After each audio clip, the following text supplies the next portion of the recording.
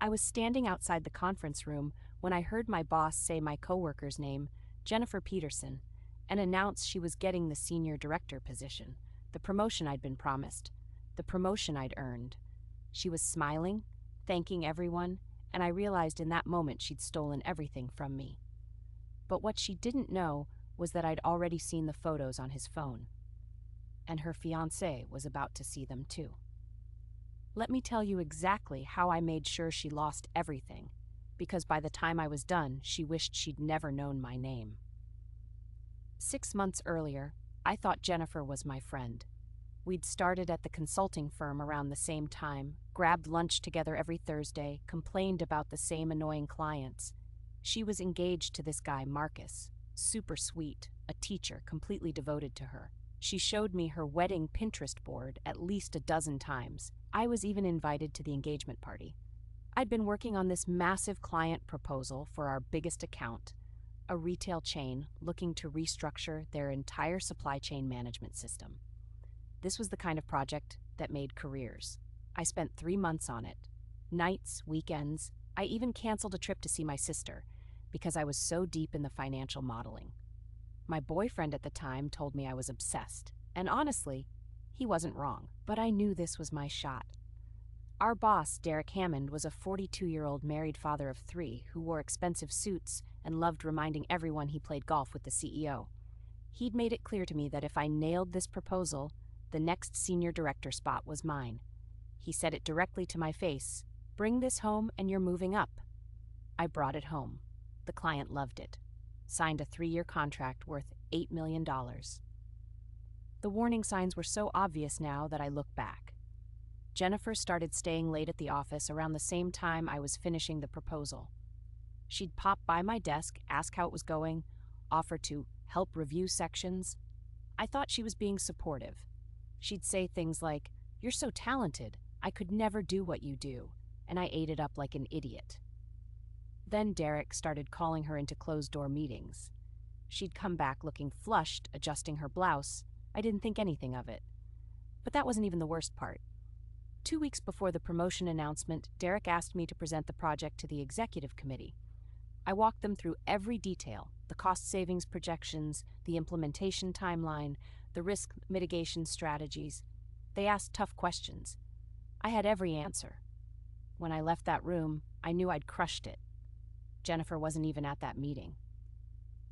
So you can imagine my confusion when Derek called me into his office 3 days before the announcement and told me they'd decided to go in a different direction.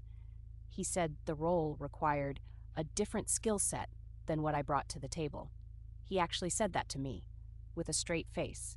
I asked him directly, "What about the Morrison account? The project you said would secure my promotion?" He gave me this patronizing smile and said, "That was a team effort. Jennifer's strategic insights really elevated the final proposal." I almost laughed. Jennifer's strategic insights. She'd barely touched the project. Then he told me Jennifer was getting the promotion instead. Said she'd really stepped up in recent months and shown exceptional leadership potential. I sat there in his office, nodding, smiling, saying congratulations to her was deserved, while inside I was screaming. When I got back to my desk, my hands were shaking so hard I couldn't type. That night, I went through every email, every shared document, every piece of communication about that project. I created a timeline.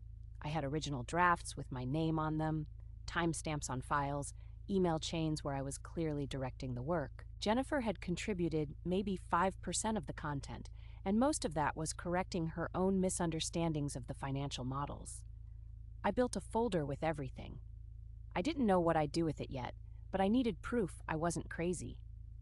The next day, Jennifer brought cupcakes to celebrate her promotion. She handed me one personally and said, "I really couldn't have done this without your mentorship." I wanted to throw it in her face. Here's where things get interesting. Stay with me, because what I found next is the part that still keeps me up at night.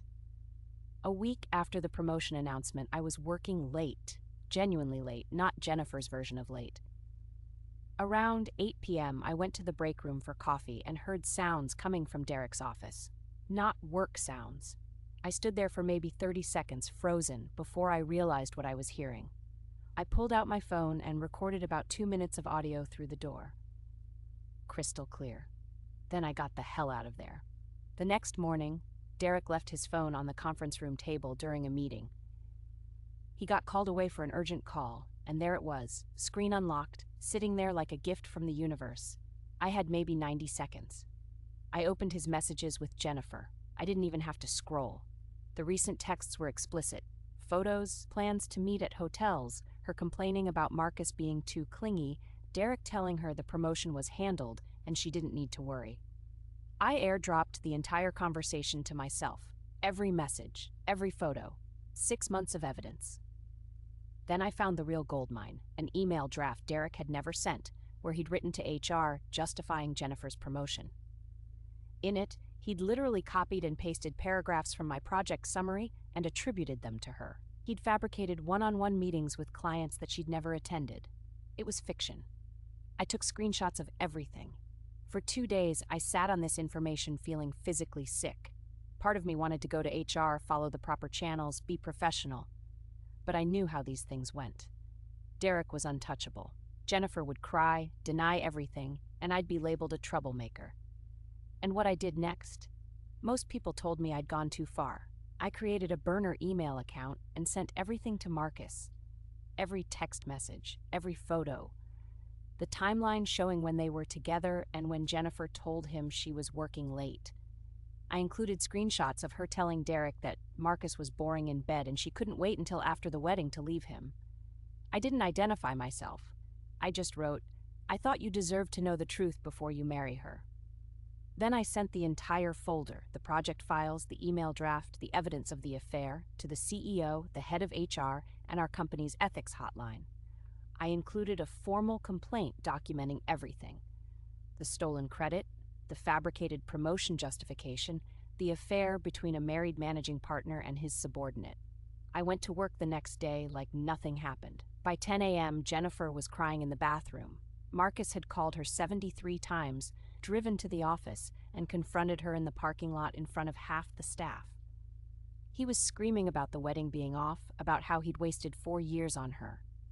Security had to escort him out. By noon, Jennifer and Derek were both called into emergency meetings with HR. By 3 p.m., Derek was on administrative leave pending investigation. By end of week, Jennifer's promotion was revoked. She was reassigned to a different team, a demotion in everything but title. She stopped coming to work 2 weeks later. I heard she moved back to her parents' house in Ohio. Derek was quietly fired a month later. The official reason was violation of company ethics policies. His wife found out. I don't know if she stayed or left, but I know she knew. And me? 3 months after everything imploded, I was offered the senior director position. They apologized for the administrative error in the original promotion process. My new boss, Derek's replacement, told me my work on the Morrison account had been instrumental, and they were lucky to have me. I accepted. Jennifer sent me one email after everything came out. Just 2 sentences. "I know it was you. You destroyed my entire life." I never responded. But if I had, I would have told her the truth. She destroyed her own life. I just made sure the right people knew about it. Here's what I learned. Sometimes the high road leaves you roadkill. Sometimes playing by the rules just means you let corrupt people win. I don't regret what I did. Not for a second. If this story resonated with you, subscribe. I share a new story every single week. And drop a comment below if you've ever been betrayed by someone you completely trusted. You are not alone, and you will get through this.